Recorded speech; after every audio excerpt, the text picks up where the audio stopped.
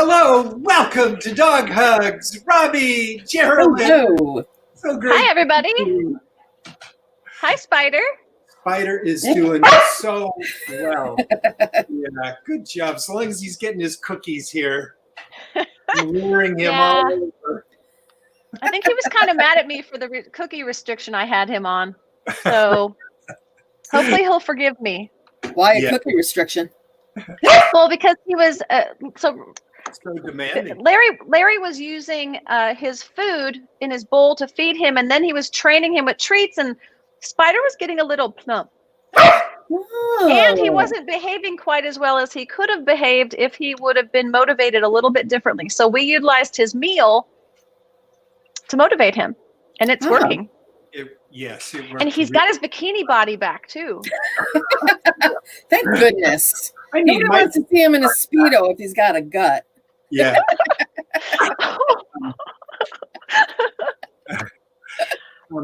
But on a more serious note.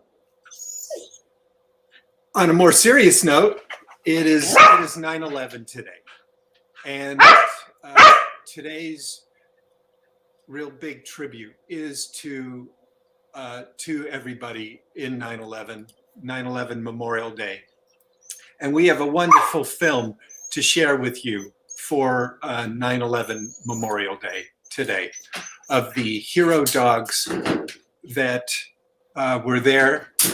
These photos come from this wonderful book by Ron Burns, The Dogs of Ron Burns, a tribute to the dogs of 9/11.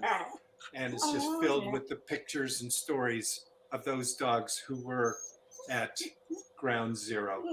So, And a painted picture of each one as well. Just beautiful paintings from Ron. Beautiful. And we thank Ron very much for that book. All right, so here's a sweet film. The dog.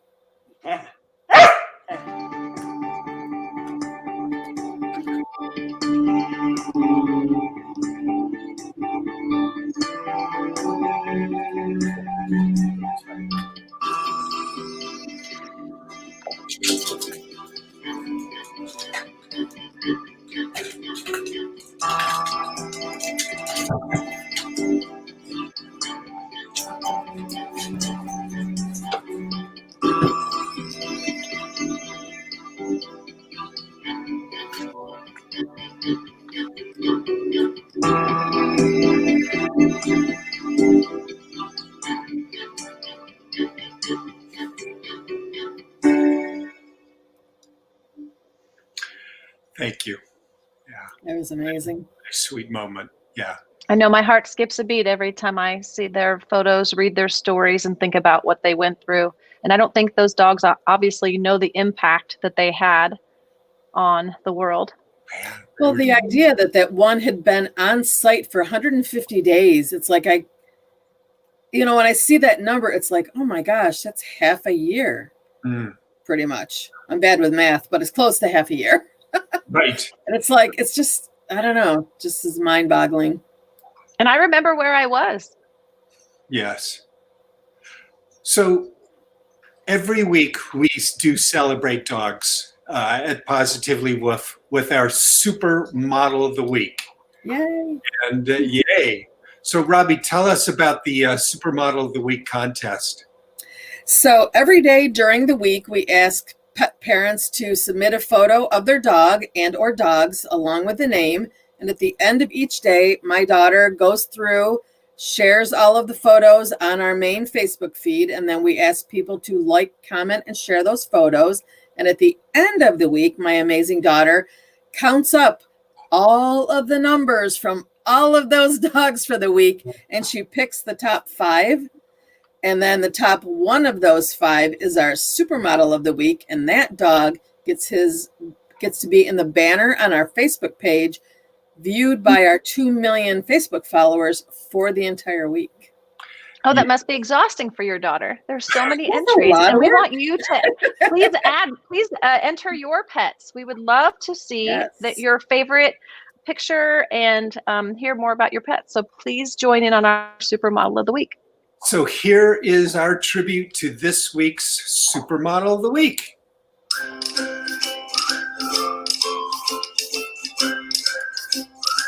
go. Look at that tie. I love his little bow tie. Oh, Is that Doxy? Looney. I don't know. It looked bigger. I don't All know right. if that's smiling or unhappy. Smile. Who's ready? And then there's Penny. And who's our Beautiful finalists.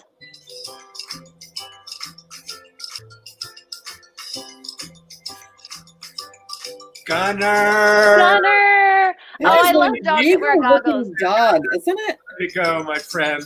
Beautiful. Right. With his sunglasses. Yes. Love it. And He has goggles, actually. Aren't they goggles? Or were they Oh, I sunglasses? don't know. I was thinking they were sunglasses. Maybe he's a motorcycle rider. Maybe. I love dogs that ride motorcycles. we got some wonderful comments here. Joan, I love that you honor the 9/11 Canine heroes. Yeah, thank you. And Steve Collier, guest of this show. Yeah, that was so great. Yes. Oh, thank you, Hi, Steve. Steve. for joining us. Hi, Joan. Yeah. Can't wait Thanks to for joining us. Joan again. And Christelle, an awesome from Christelle. Fantastic. Next, Yes. tell us about today's guest.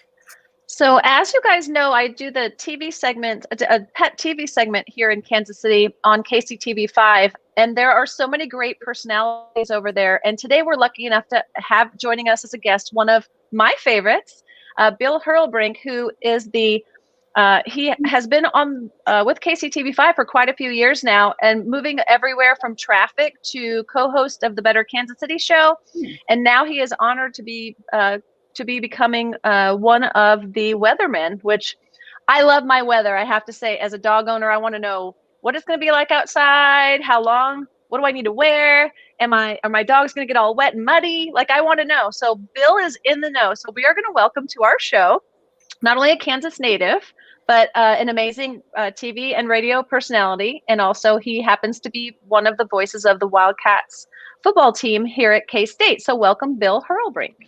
Bill! Hello, how is everybody? Great. We're We're great. delighted to have you today, Bill.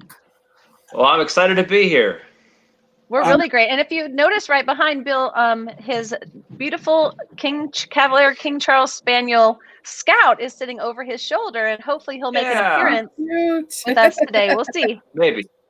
We'll see. He's upstairs. He's asleep on the couch. So we'll see. Imagine that. And he's just over a year old, right?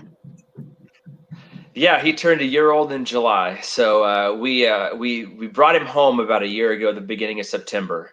But yeah, he turned a year old on July 6th. And he's so cute. It's almost like he's a stuffed animal because he is just that perfect. He's adorable. We love him a lot. What So you to the breed?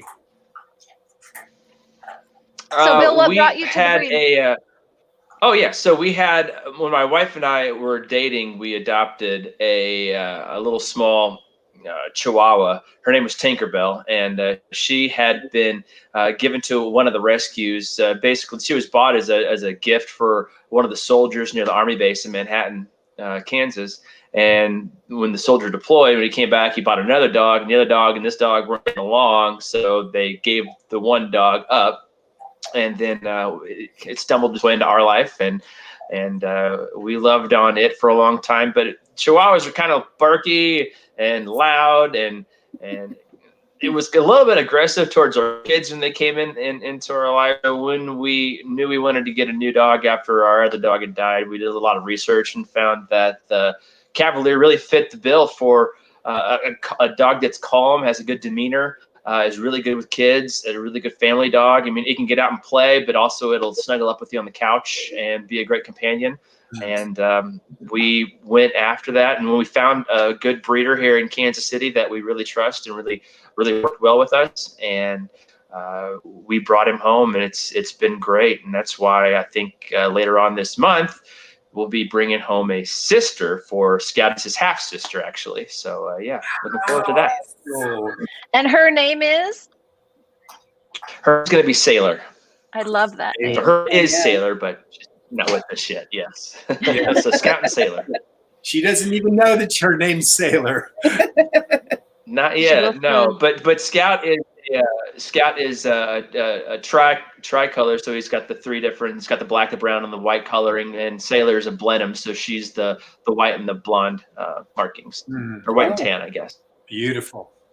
Sounds beautiful. Oh, so Scout's going to have to make room. Is he ready? How are you coaching him through this? So the cool thing is we got to go to the kennel here about 3 weeks ago, and we took Scout with us, knowing that since he was from our house, he probably couldn't go in and see the puppies or anything. But she still let us take him. We just had to hold him the whole time. But he saw her. I mean, granted, he doesn't know because there's a whole litter of dogs down there, right? But he met some of his dad that he hadn't seen since we brought him home and everything. So it was really kind of cool. So I think he's ready for it. I mean, he's just laying around upstairs right now, so he's pretty much ready for anything. I am a big fan of dogs running in twos, so I was very highly encouraging of that. I think that just like we like to run in twos or more, I really think it's great for dogs to have one of their own kind. It just helps them. It helps them live longer. It helps them through a lot of different things. So I'm really happy for your family, and congratulations. Thank you. You have some experience with wild wolves, like this guy. Wild wolves. See it. Wait for it. It's not spinning. Happen. No, Casey Wolf. Casey Wolf. We Wolf. shared a cup of coffee that morning. He came on the show. This was when I was doing the morning show at KCTV5. And we were getting ready for the football game whenever I took that picture. And, of course, we had a big Chiefs football win last night. Patrick Mahomes and the Chiefs took down the Houston Texans over at Arrowhead. So it was good to see that. That's for sure. Boy, that's an amazing way to start what a strange season right after having been Super Bowl champ. And so was he trainable? Could he do any tricks for you, or?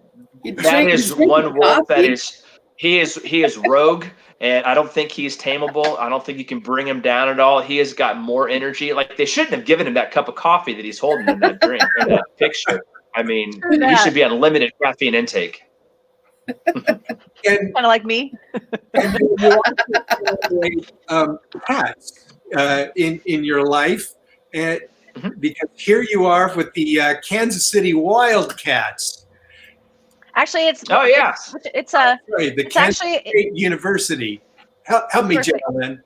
From Kansas State University Wildcats. It's in Manhattan, Kansas. Is it about 2-hour drive from Kansas City? Yeah, Bill? between an hour and a half, 2 hours. So so what I do is I'm the PA announcer for their for the football games, for the pregame and halftime announcements for K-State football. So unfortunately for this season, this was from last season, I think, from Fort Riley Day, hence the hat I have on there. We do a salute to the troops every year for one of the halftime shows, where they do the medley of all the service songs and whatnot. But I'm honored to do the pregame announcements and the halftime announcements for K-State football. Unfortunately, won't do that this year.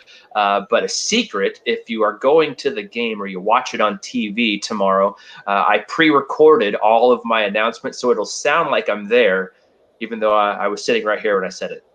And here's something about what we would hear. 3, 2, okay. Go. Good afternoon, ladies and gentlemen, and welcome to Bill Snyder Family Stadium at Kansas State football.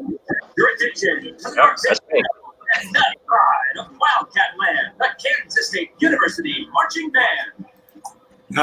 Well done. I love it. Yay. So, Bill, you played in the marching band, right? You played in the marching band. I was correct? I was a percussionist in the marching band. Played bass drum and snare drum. Yeah. And this happened by accident. The fact that you ended up being in that position, you actually had made a comment to somebody that you would love to do it, and they said, "Okay, you're doing it." It was kind of the middle of the season, and they needed a replacement, so I was doing TV at the time, and just kind of said, "If you need any help, just give me a holler." And I think I got an email on Wednesday, and the next Saturday I was up in the booth doing it. So, and that was 7 years ago, maybe. Go figure. Isn't that crazy? I love those stories. What's Well, what a like? fun! It's a great gig because you get to go back and watch the football games, and that's one of the best parts about going to K-State. I was there in the late '90s, so we had a fantastic football team, and I mean, it's just a great environment. You know, it's similar to the Chiefs, where everybody gets together. Now, of course, this year it'll be different, but I mean, everybody gets together before the game. Then you have your tailgate, and there's that great camaraderie and the sense of family amongst all the fans. So it's great to be able to go back and be a part of that every weekend, at least during the football season. So yeah. Especially out here in farm country, where sometimes all you have is that activity, football, like college activities. There's not a whole lot out around there. You can go to cow tipping or sheep tipping or something like that. But that was something my dad did when he was at K-State, not me. So it's really nice to have that camaraderie, have those sporting events to wrap your whole life around. Being from Nebraska, of course, my favorite color is red, but of course, lots of that happens around the Midwest. So yeah, GBR. So now let's transition into, here you are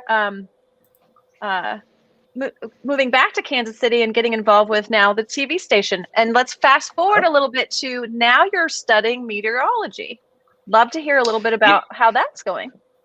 Yeah. So in March, obviously, when the pandemic hit, you know, we shifted around some roles at the TV station, and they wanted me to come take on some additional responsibility for the weather team because we were working limited hours to try to save some money. And so we really we have so many hours of news broadcast, yet so little hours for our weather team. So they asked if I could step in and help out. And I said, sure. And it's something I've always been interested in, and you know, I was happy to do it, and I was excited because it gave me the opportunity to explore that field that I haven't had the chance to do in my career yet. So I actually took it upon myself, went and enrolled in some meteorology classes online through Penn State. So I'm going after one of their. It's not a meteorology degree; it's just it's a weather forecasting certificate, but it still gives me a base in weather development and forecasting that I didn't have before, that I think will really help me, supplement my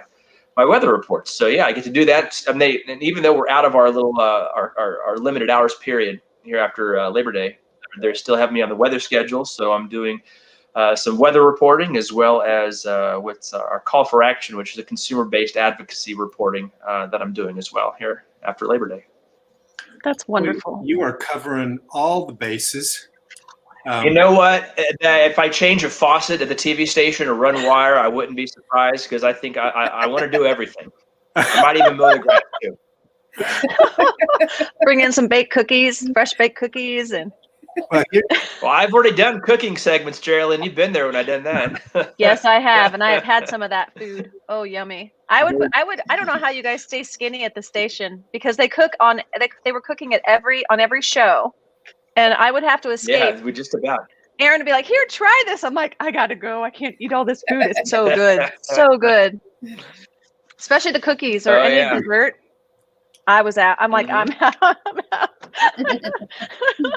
I love that. Well, okay, so I'm thinking that you have a favorite weather type of day here in Kansas. So what's your favorite type of weather day? 72 and sunny. You're not a rain fan?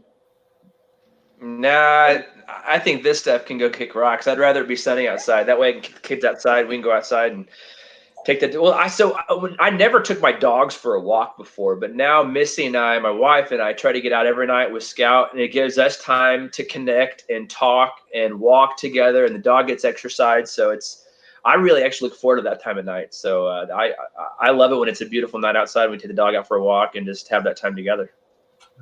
Larry, do you have a favorite weather? Well, right now, I'm really enjoying hot. I love hot, and going to the beach and pool weather and all that. But the thing I don't like about hot here in Los Angeles is the fire season. Right. Yeah, right now, all along the Pacific coast, we're dealing with that. So, and then, I can always say winter in Los Angeles. That's mean. Yeah. That's not winter. That's not winter.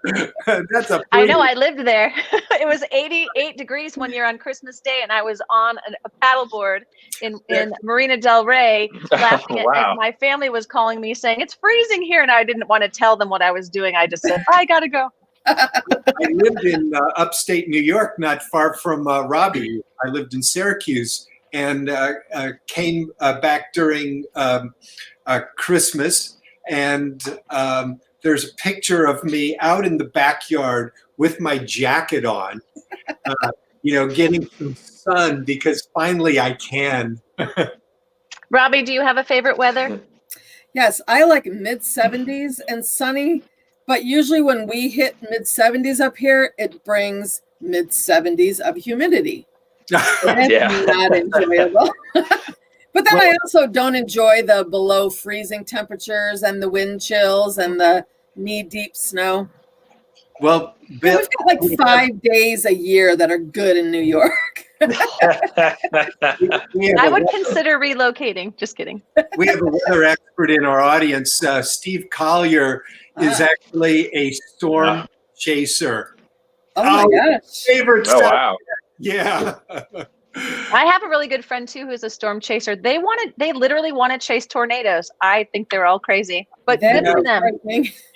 Steve, we're going to get you on the show again, and we're going to talk about storm chasing as well as in Oklahoma, it's easy to chase storms. That's true. Out in Tulsa. Yeah. Oh yeah, definitely. I think that my favorite weather is actually, because I lived in Vegas for so long, is hot, sunny. I'm a big fan of being able to go outside anytime. And right now I have a dog treadmill because I can't run my border collie all the time. So in order to save my sanity, I run him inside. I would not be able to always run him outside. So yes, weather and dogs is definitely a thing. Yeah. Amen. Mm-hmm. And Steve is saying you have to be a little crazy. Steve, you have that in spades, my friend.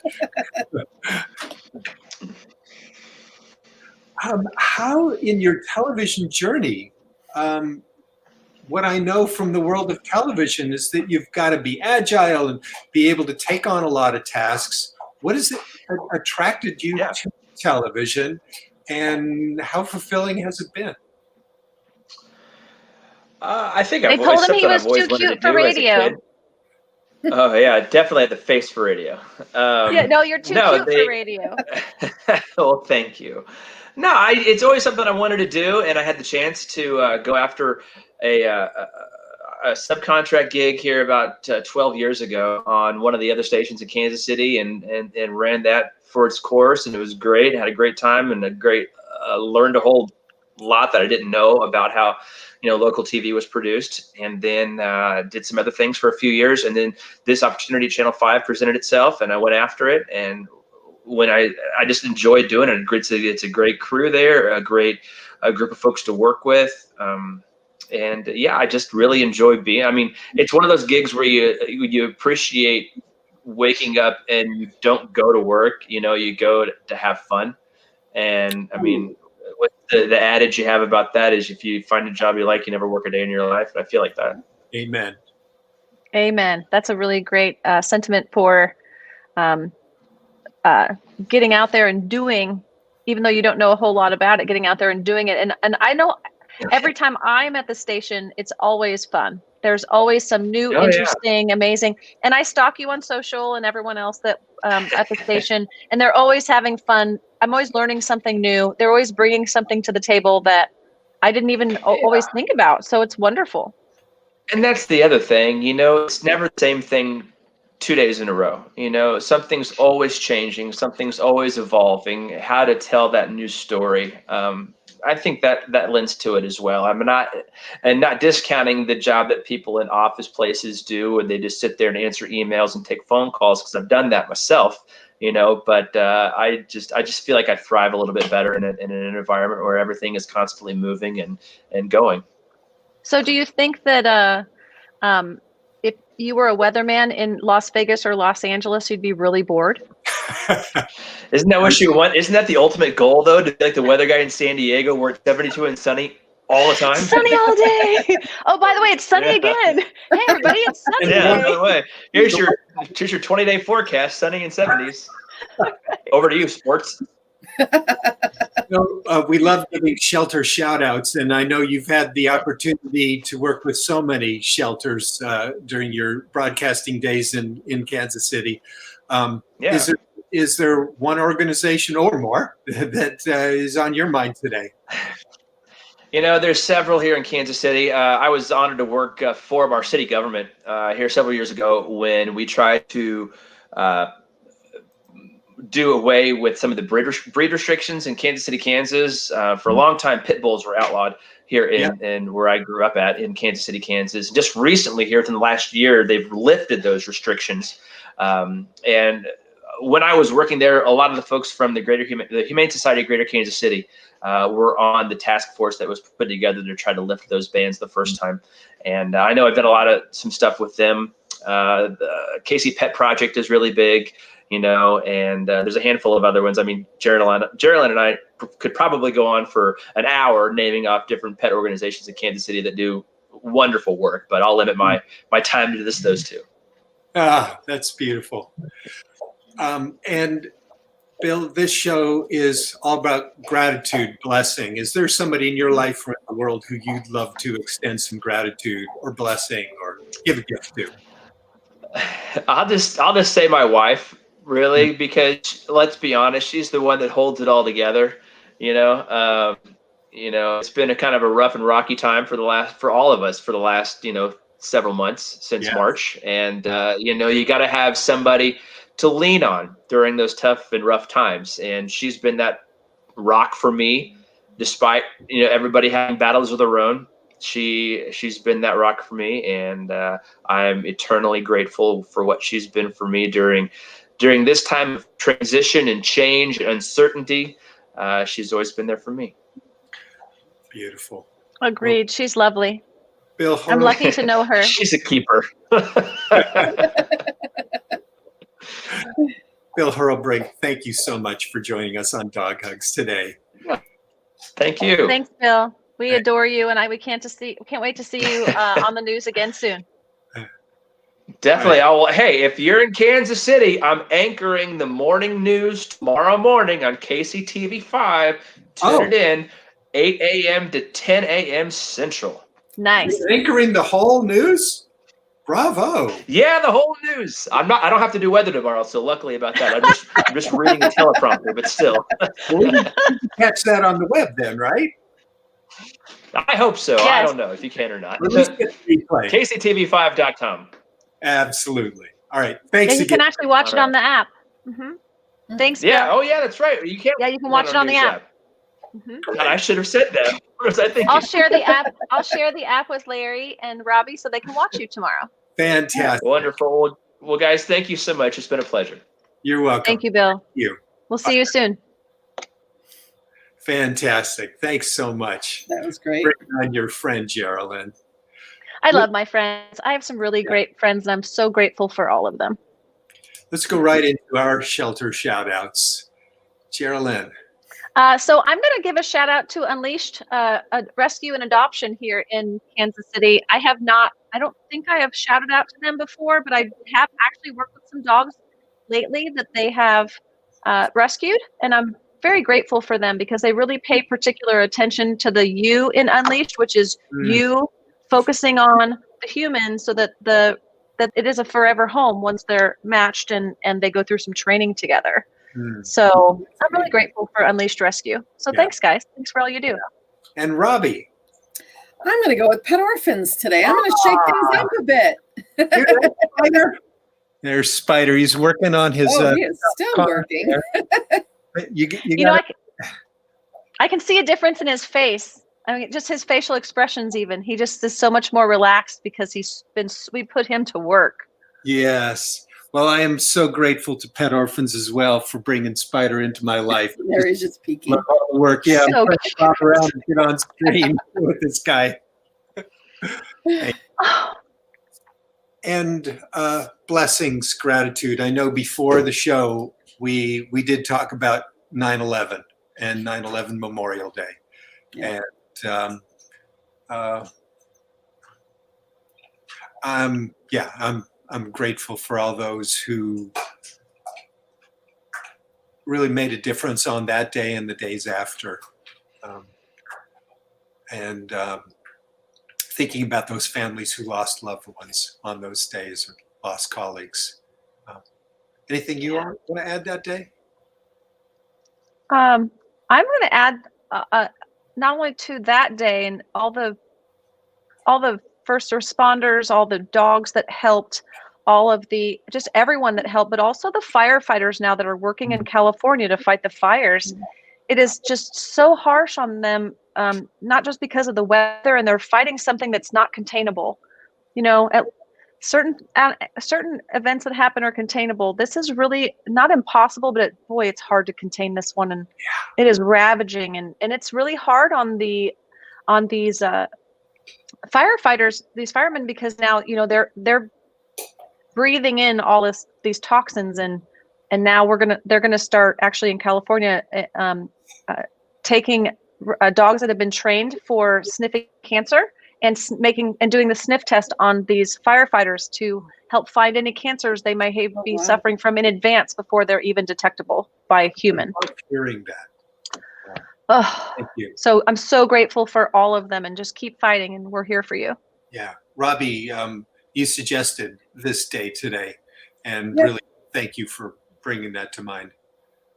Yeah, and I mean, I'm grateful for the people who trained the dogs that go into all of that. And, even though the dogs, they do what we ask them to do, but I'm grateful that they have those skills. And like you said, Geraldine, any of the first responders, no matter, what they're doing or where they are. I mean, let's face it, I would be running the other way, and they run right into the danger. And I can't even imagine that. So I'm so grateful for, the fact that all of the first responders do that to keep all of us safe. All of us chickens like me who would go the other way. We understand. Beautiful comment from Steve Collier. So good to hear. Prayers for all. Amen, brother. Thank you, Steve. Well, we thank you all so much for joining us on this very special 9/11 Memorial Day edition of Dog Hugs. Wish you all a very, very good weekend, a poignant weekend, hopefully celebrating a little bit with loved ones. And we look forward to being again with you next week on Dog Hugs. Can't wait. Have a great weekend, everybody. Bye, all.